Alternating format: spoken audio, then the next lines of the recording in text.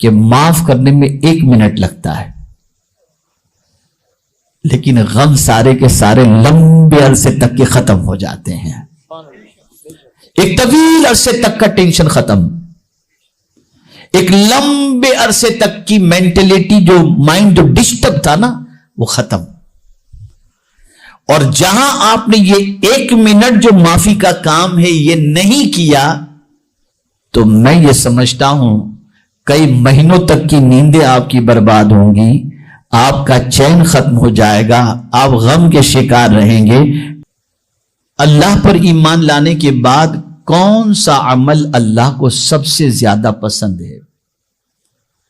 آقا کریم صلی اللہ علیہ وسلم ارشاد فرماتے ہیں احب الاعمال بعد الایمان باللہ ادخال السرور فی قلب المسلم.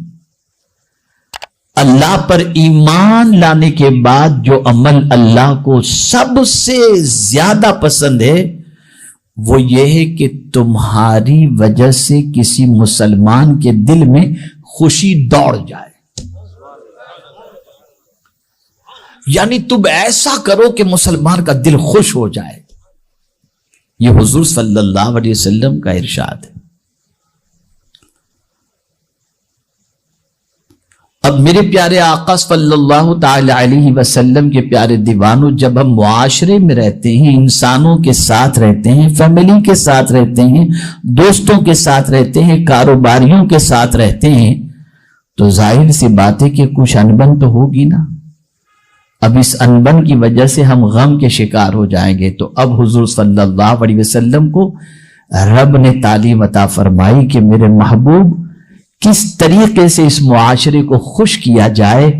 تو رسول اعظم صلی اللہ علیہ وسلم کو اللہ نے فرمایا خذ العفو، میرے محبوب معافی کو اختیار کر لو. اگر آپ کو معاشرے کے اندر خوش رہنا ہے تو اس کا پہلا دستور یہ ہے کہ فرگیونیس، معافی کے اصول کو اپناؤ. اب اگر اس کو میں سائیکولوجیکل سمجھاؤں تو بہت اچھی طرح آپ کی سمجھ میں بات آ جائے گی. جو معاف نہیں کرتا وہ منصوبے بناتا ہے. اس نے مجھے ایسا کہا نا، ٹھیک ہے اب میں دیکھتا ہوں. بلایا دوست کو، پلان شروع. اب وہ پلان بناتا رہے گا، رات کو کروٹیں لیتا رہے گا، پریشان رہے گا، نیند نہیں آئے گی، سوچتا رہے گا اس کو کیسے گراؤں، اس کو کیسے ذلیل کروں، اس کو کیسے رسوا کروں، اس کو کیسے سبق سکھاؤں. اب یہ پلان بناتا رہے گا. اسی پلان میں اس کی زندگی غم میں ڈوب جائے گی. اس کی رات کی نیند ختم ہو گئی. ریونج کے جذبے کی بنیاد پر اس کی مینٹلٹی ایسی ہو گئی کہ وہ رات کو چین کی نیند نہیں سو رہا. پلان بناتا ہے اس کو کیسے گرایا جائے، کیسے ذلیل کیا جائے، کیسے رسوا کیا جائے. اس نے مجھے اس طریقے سے کہا، میں دیکھ لوں گا. یہ ساری چیزیں اس کے ذہن میں آتی ہیں. قربان میرے رب کی عظمت پر اور اس کے پیارے حبیب صلی اللہ علیہ وسلم کی عظمت پر کہ معافی کو اختیار کرنے کا حکم اللہ عز و جل نے اپنے محبوب صلی اللہ علیہ وسلم کو عطا فرما کر یہ رسول اعظم کی سنت بنا دیا کہ معاف کرنا میرے محبوب کی بھی سنت ہے اور میری بھی سنت ہے. اب سائیکولوجیکل اس کا بینیفٹ میں آپ کو بتاؤں کہ معاف کرنے میں 1 منٹ لگتا ہے، لیکن غم سارے کے سارے لمبے عرصے تک کے ختم ہو جاتے ہیں. ایک طویل عرصے تک کا ٹینشن ختم، ایک لمبے عرصے تک کی مینٹلٹی جو مائنڈ جو ڈسٹرب تھا نا وہ ختم. اور جہاں آپ نے یہ 1 منٹ جو معافی کا کام ہے یہ نہیں کیا تو میں یہ سمجھتا ہوں کئی مہینوں تک کی نیندیں آپ کی برباد ہوں گی، آپ کا چین ختم ہو جائے گا، آپ غم کے شکار رہیں گے، ٹینشن میں رہیں گے.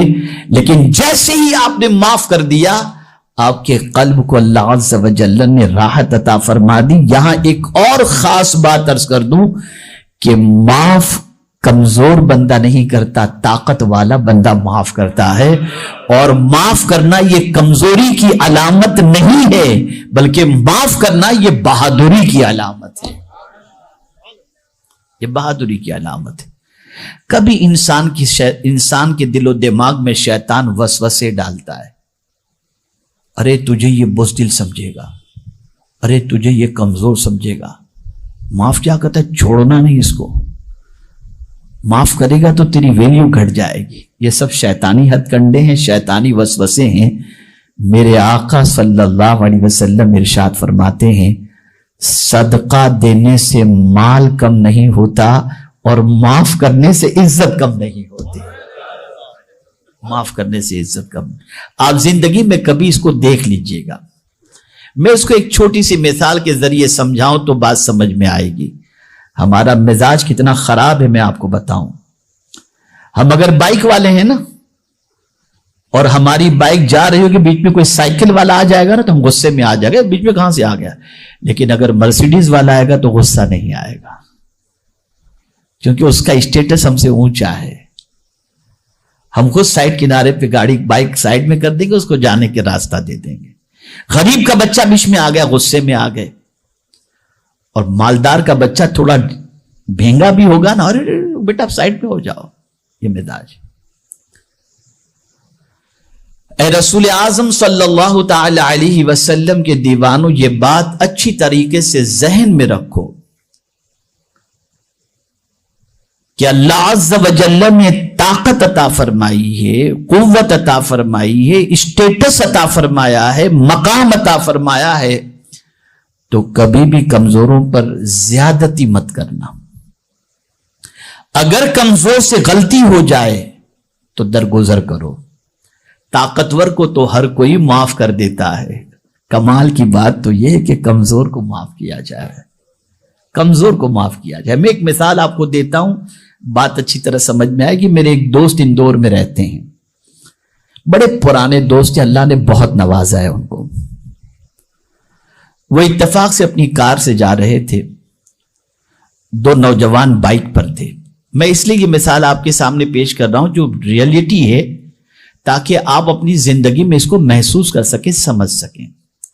دو نوجوان بائک پر جا رہے تھے، اور بائک والوں کا تو کیا کہنا، غیر فطری چیز ہے وہ گاڑی. تو بائک تو غیر فطری چیز ہے نا. جانور بھی کوئی ایسا نہیں ملے گا جس کی ایک ٹانگ آگے ایک ٹانگ پیچھے ہو. یہ بائک ہی ہے کہ جس کی ایک ٹانگ آگے اور ایک ٹانگ پیچھے. سائیڈ کا جب تک اسٹینڈ ہو کھڑی نہیں رہ سکتی وہ. ٹھیک ہے نا. تو وہ بائک سے جا رہا تھا. اب وہ ایسے ہی سامنے سے گزرا، انہوں نے بریک مارا لیکن تھوڑے سے اس کی بائک پر ٹچ ہو گیا. اب وہ بہادر جو ہے بائک روکا، اترا، گاڑی کے دروازے پہ اس نے دستک دی. اب وہ جو ہمارے دوست تھے، بڑے سلجھے ہوئے دوست ہیں، وہ گاڑی سے باہر نکلے، اس کو دیکھا انہوں نے، اور دیکھنے کے بعد اس سے پہلے کہ وہ گالی گلوچ کرے یا کچھ کہے، انہوں نے کہا سوری سر.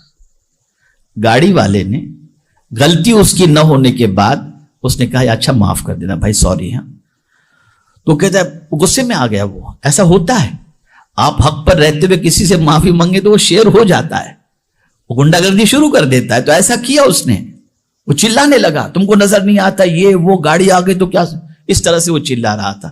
تو اسی کے دوست نے جو اس کے ساتھ بیٹھا ہوا تھا، اس نے کہا تجھے شرم نہیں آتی کہ اتنا بڑا آدمی تجھ سے معافی مانگ رہے جبکہ غلطی تیری ہے، اور اس کے بعد بھی تو اس طریقے کی بات کرتا ہے. ایک تماچا مارا اپنے دوست کو، بولا چل بائک پہ بیٹھ جا. اب میں آپ سے ایک سوال پوچھتا ہوں، غور سے سنیے گا. ایک سوال پوچھتا ہوں.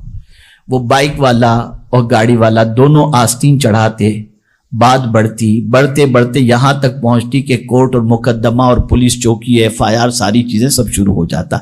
لیکن ایک معافی نے ساری جھنجھٹ سے چھٹکارا عطا فرما دیا. ایک معافی نے ساری جھنجھٹ سے چھٹکارا عطا فرما دیا. آقا کریم صلی اللہ تعالی علیہ وسلم اس لیے معاف کرنے کو بہت پسند فرماتے. اور رب قدیر جل جلالہ کی بارگاہ کے اندر بھی ہم جب دعا کے لیے ہاتھ اٹھاتے ہیں تو کہتے ہیں اللہم انکا عفو تحب العفو. شب قدر کے حوالے سے ام المؤمنین حضرت عائشہ صدیقہ رضی اللہ تعالی عنہ کہتی ہیں کہ میں نے آقا کریم صلی اللہ علیہ وسلم سے دریافت کیا کہ یا رسول اللہ صلی اللہ تعالی علیہ وسلم اگر میں شب قدر پالوں تو کون سی دعا کروں؟ تو سرکار نے فرمایا یہ دعا کرو، اللہم انکا عفو تحب العفو فاعف عنا، اے اللہ تو معافی کو پسند کرتا ہے، تو معاف کرنے والا ہے، ہمیں بھی تو معاف فرما۔ پتہ چلا معاف کرنا اللہ کی بھی سنت ہے اور مصطفیٰ کی بھی سنت ہے صلی اللہ علیہ وسلم۔ تو پہلی چیز اگر خوش رہنا ہے تو معاف کرنے کی عادت اپناؤ، چھوٹوں کو بھی معاف کرو اور بڑوں سے معافی مانگنے کی عادت بناؤ، تمہاری زندگی میں خوشیاں ہی خوشیاں رہیں گی، سکون ہی سکون رہے گا، ایسی خوشی کہ میں کیا بتاؤں۔ دیکھیے نا کبھی کبھی میاں بیوی میں جھگڑا ہوتا ہے، بیوی معافی مانگتی ہے، شوہر معاف نہیں کرتا، اور معاف نہ کرنے کی بنیاد پر بات آگے بڑھ جاتی ہے، شیطان ورغلاتا ہے، پھر اس کے بعد رشتے ختم ہو جاتے ہیں۔ اور یہاں ایک حدیث ہمیشہ کے لیے ذہن میں رکھو، آقا کریم صلی اللہ علیہ وسلم نے ارشاد فرمایا جو شخص معافی مانگے، کسی سے معافی مانگے اور وہ شخص اسے معاف نہ کرے تو آقا کریم صلی اللہ علیہ وسلم فرماتے ہیں وہ کل بروز قیامت میرے حوض کوثر پر نہ آئے۔